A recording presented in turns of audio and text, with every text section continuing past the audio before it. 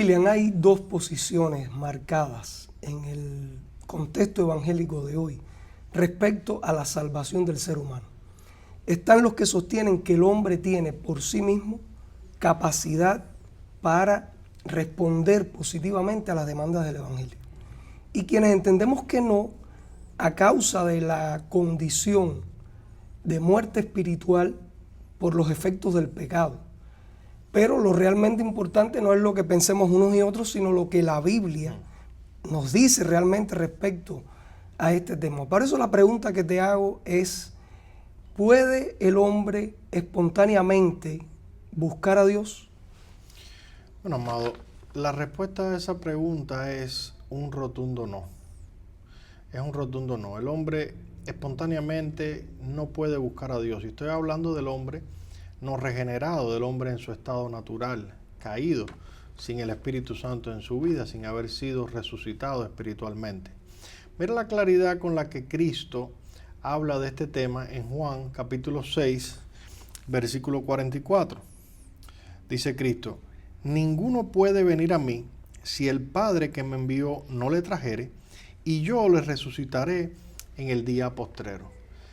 Si tú te das cuenta, las palabras de Cristo aquí son muy radicales, son palabras totalmente exclusivas.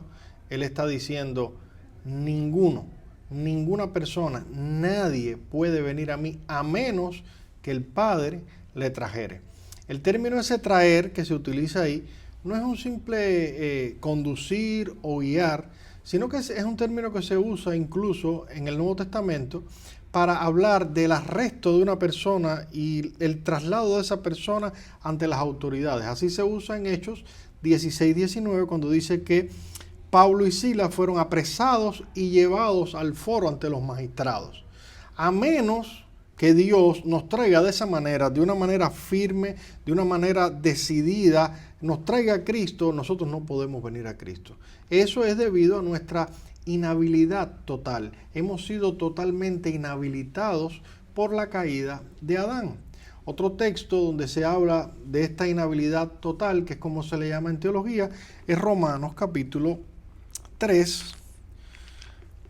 Romanos capítulo 3, versículos del 10 en adelante. Dice, como está escrito, no hay justo ni aun uno. No hay quien entienda, no hay quien busque a Dios.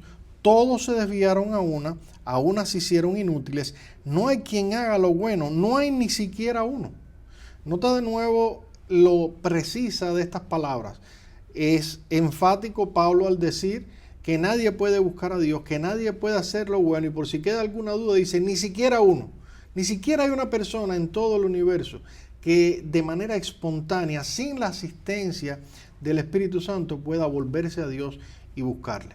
Pero más que eso, no solamente el ser humano es incapaz de volverse a Dios, la Biblia enseña que el ser humano es incluso incapaz de entender el mensaje del Evangelio sin la asistencia de Dios.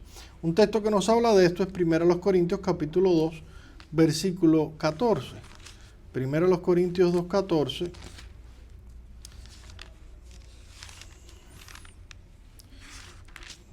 Dice ahí el apóstol Pablo: pero el hombre natural no percibe las cosas que son del Espíritu, porque para él son locura, y no las puede entender, porque se han de discernir espiritualmente. Pablo dice que para el hombre natural, es decir, el hombre que no tiene el Espíritu, las cosas espirituales son locura. Literalmente ahí la palabra es idiotez. Es una idiotez, el Evangelio es una idiotez para el hombre no regenerado. Y no se trata de inteligencia, sino se trata de capacidad espiritual. El hombre no tiene capacidad espiritual para que le haga sentido ese Evangelio, aun cuando lo pueda intelectualmente comprender. Creo que es el pastor Sugel que decía que un inconverso, escuchando el Evangelio sin ser regenerado, entiende lo mismo que un pollo viendo televisión. ¿Qué entiende un pollo viendo televisión? Absolutamente nada. Pues eso es lo que entiende un inconverso sin ser regenerado exponiéndose al Evangelio. Necesitamos la obra de Dios en nuestras vidas antes de que nosotros podamos entender el Evangelio, nos volvamos al Evangelio y le busquemos. En ese sentido, las figuras que se usan en el Nuevo Testamento son muy gráficas.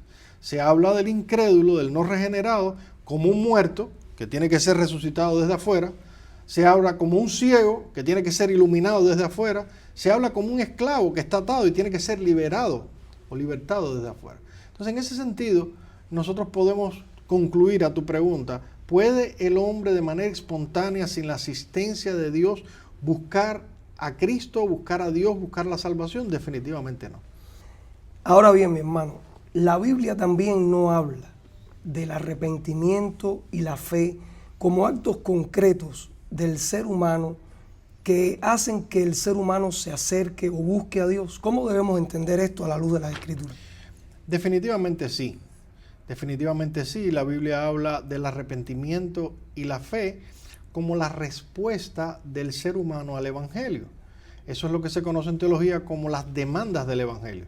El Evangelio es un llamado a buscar o a obtener la salvación por gracia, pero ese llamado requiere una respuesta, demanda una respuesta del ser humano. ¿Y cuáles son esas demandas? Precisamente debemos creer al Evangelio y debemos arrepentirnos delante de Dios, o arrepentirnos y creer a Dios. Entonces, en ese sentido, sí hay una respuesta de parte del ser humano y Dios nos llama a esa respuesta.